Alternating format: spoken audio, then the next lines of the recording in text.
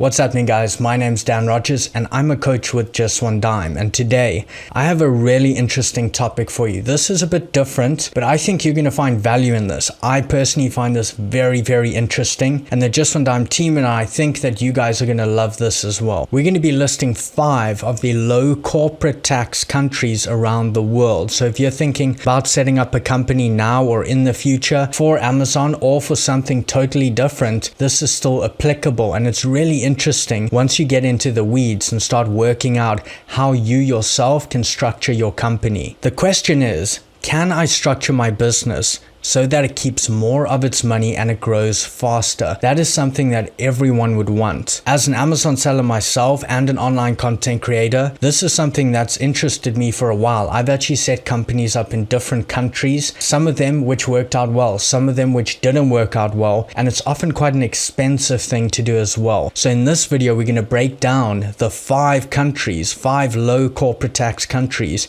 and the pros and cons of each, including things like the costs. One quick distinction I want to make is between businesses and companies. These terms are often used interchangeably, like I run a business or I run a company, and people think that means the same thing, but they're actually very different. A business is any activity that trades value for value. If you have a lemonade stand on the street, that's a business. A company is a legal entity, and a person like you or me is also a legal entity. Therefore, a business, that exchange of value, can be owned by either legal entities, a company or a person. And so today, of course, with corporate tax countries, we're talking about this from the perspective as though you have set up a company that owns your business. And so regardless of how you earn your income, today I'm going to show you how you could potentially set yourself up to save a lot of that money, keep a lot of that money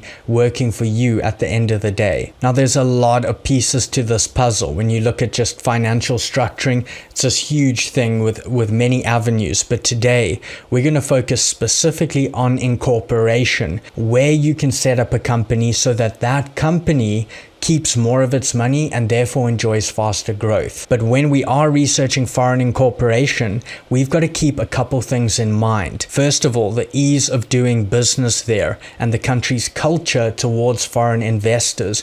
You don't want to go set up somewhere where it looks financially beneficial, but it's an absolute nightmare to do business there, or to actually even set up a bank account there, because no one wants to do business with that place because perhaps it's seen as shady, etc. So you want to avoid that type of thing. That's also why you're probably not going to be that familiar with some of the countries on this list, because we haven't gone for all the pure tax havens for this very reason. Some of them are very difficult to do business from. Number 2, you're looking for access to reliable and also stable banking systems. 3, you got to look at the costs involved. 1, with incorporating, with actually forming that company, with the setup costs, but 2, with the maintenance costs. How much does it cost you to maintain that company's incorporation? 4, we're going to look at the tax rates and how beneficial those are, but also how those relate to our specific circumstance. For example, you might live in a country that has a double tax treaty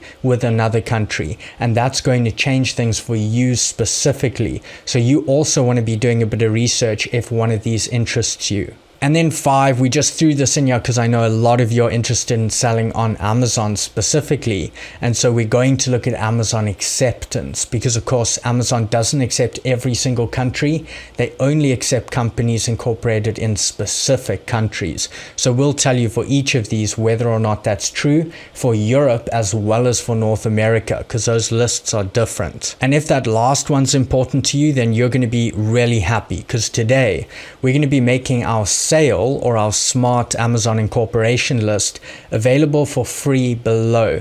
Basically, we evaluated 120 countries where they're accepted by Amazon, whether it's North America or Europe, as well as the financial benefit you might get in that environment. So this is really going to help you quickly narrow down to the best location. You can see it here on screen, but these are the accepted registration countries for Amazon Europe as well as Amazon North America. If it has the American flag, it's accepted in North America.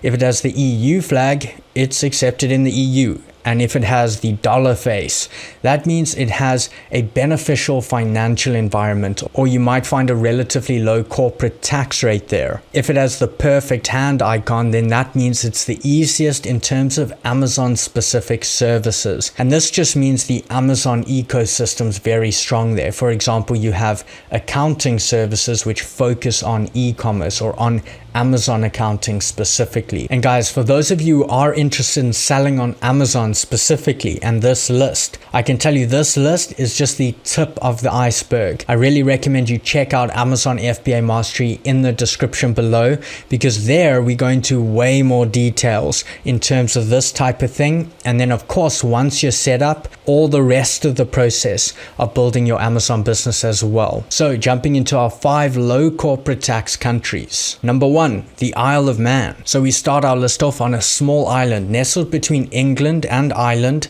in the middle of the Irish Sea. Officially, it's not actually a country, it's a self-governing British Crown dependency. And with a population of just 85,000 people, it's really looking for hard-working entrepreneurs and people to move to its shores. And there's also quite a lot going for the business owner in the Isle of Man. The Isle of Man is a low-tax jurisdiction. There is no corporate tax, no capital gains tax, no wealth tax, no stamp duty or inheritance tax. There is a personal income tax. Remember, that's totally different to corporate tax, but I thought let me include it here because some of you might even be looking at relocation to where you go base your company to keep it simple. So I did include it sometimes if it's a beneficial personal tax system as well. It has 2 brackets, 10%, and then it tops out at 20%. So that is relatively low. It's actually very low compared to the rest of Europe. The Isle of Man has access to excellent banking systems, and it's relatively easy to conduct business from here. There's actually a lot of very big companies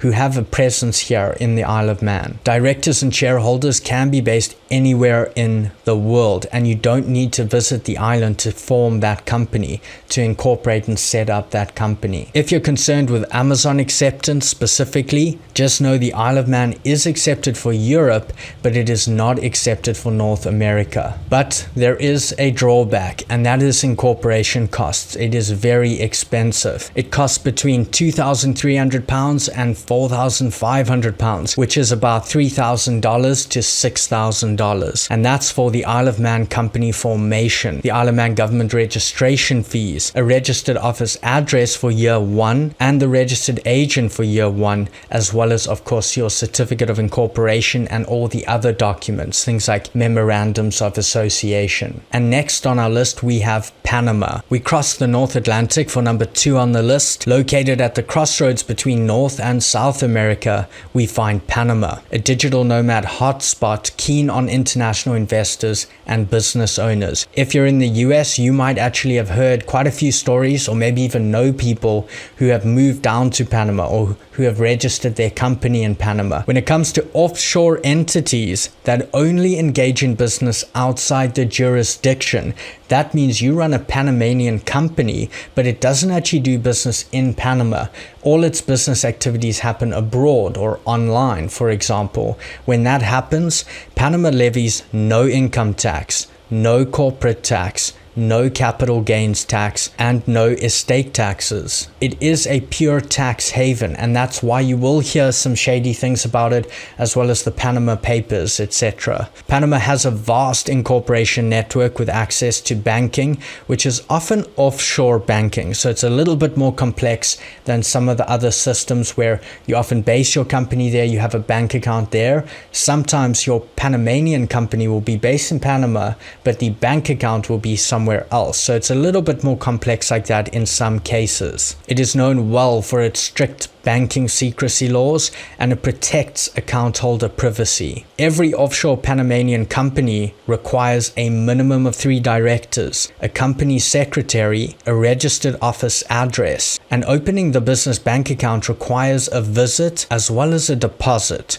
Offshore accounts are also offered though, and those are often recommended. The incorporation costs vary between between about $800 and $1,500. There are no mandatory local presence requirements. What that means is you don't have to be in Panama a certain amount of days per year. But of course, depending when you watch this video, for almost all of these, you want to be checking this at the current time when you're looking to do it. But that's one of the big benefits of this, is you don't have to physically yourself be present there. And take note of the annual fees, the maintenance fees with the structure you set up with whichever incorporation service you use, because those can really add up, and that's something you want to be doing for every single one of these. For Amazon acceptance, Panama is accepted for North America but not for Europe currently. Panama has signed 12 double taxation agreements with these 12 countries on screen here. You can pause this if you want to look at that list. And moving on to number 3 on our list here, Estonia. We travel back across the North Atlantic for number 3, and bordering Russia with its shores on the Baltic Sea, Estonia has actually opened its arms to foreign entrepreneurs. It's developed the very first e-residency program in the world. That means you can actually become an e-resident of Estonia without ever even going to Estonia. Now, I know Estonia is lesser known, but did you know that both Skype and TransferWise are actually Estonian startups? Estonia offers a 0% corporate tax rate on retained earnings. This means your company's retained earnings, whatever you keep in the company, let's say you sell on Amazon, you sell products for 6 months and you make a big profit on those, that profit is still in the company's bank account.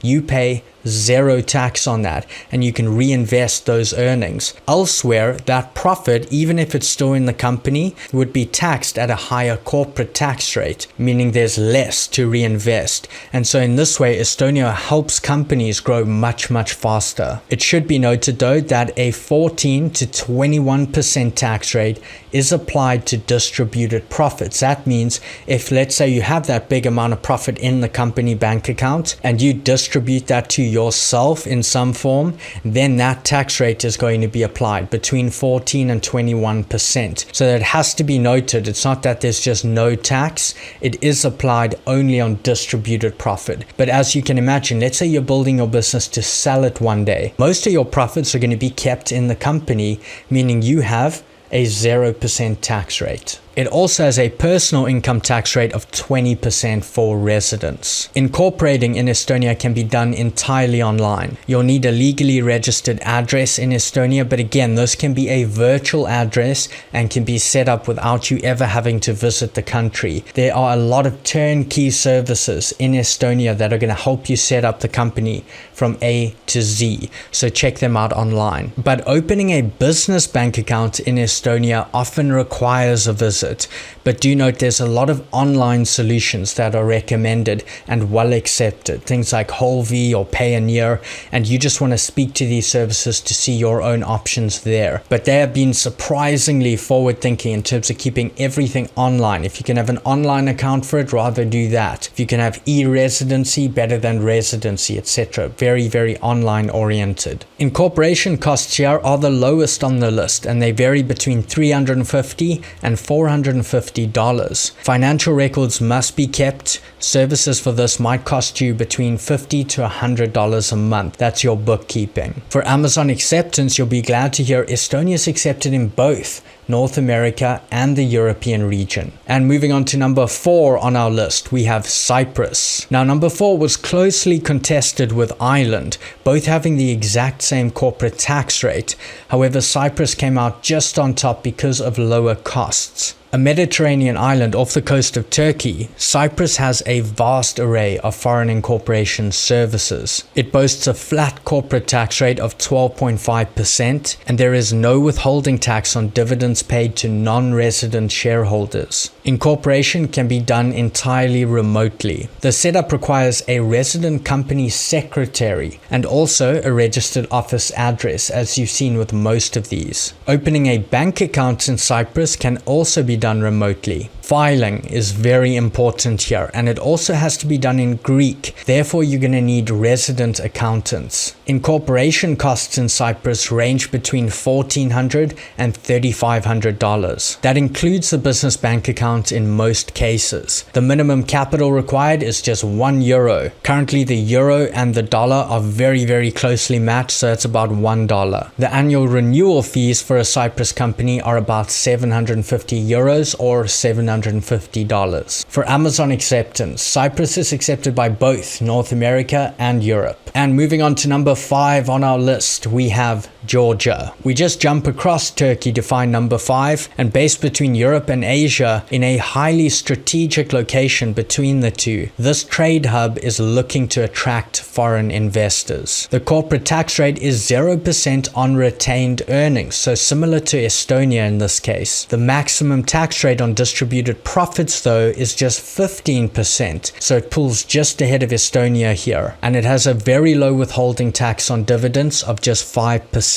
And for those of you keen on relocation, on the personal income front, local source income, that's like if you make money in Georgia itself, let's say you have a physical store in Estonia selling to Estonian customers, that tax rate is 20% for your personal income. But foreign source income, that means your business operates outside Georgia, for example in e-commerce or online or in a different country, that income on a personal front is tax exempt. The incorporation cost sits between $1,000 and $1,500. Everything can be done remotely, however a visit would really expedite the process. It's relatively easy to open the bank account even remotely in Georgia, but it is going to take mailing back and forth, notarized and apostle documents. For Amazon acceptance, Georgia is accepted by both North America and Europe. You now know these 5 low corporate tax countries and the pros and cons of each. We went over the Isle of Man, Estonia, Panama, Cyprus, and Georgia. So which would you choose, or which country did we miss? Let us know in the comments. Guys, I just want to emphasize, this is literally the tip of the iceberg. There is so much more beneath the water. We go into a lot more in Amazon FBA Mastery. You can find a link below. We also go into a lot of things like how do you set up in the US as a foreigner, and what are clever strategies you can use if you want to do that and you're going that route. What should you do if you're a single owner? What should you do if you're a partnership wanting to do that? So all those specifics are covered, as well as of course the rest of your Amazon journey, everything else you're going to do after incorporation. So if you're interested and you also want a community, check out the links below. Really enjoyed this video. I hope you did too. If you did, drop this video a like for me please. But I hope you guys are making good progress, and I will see you in the next video.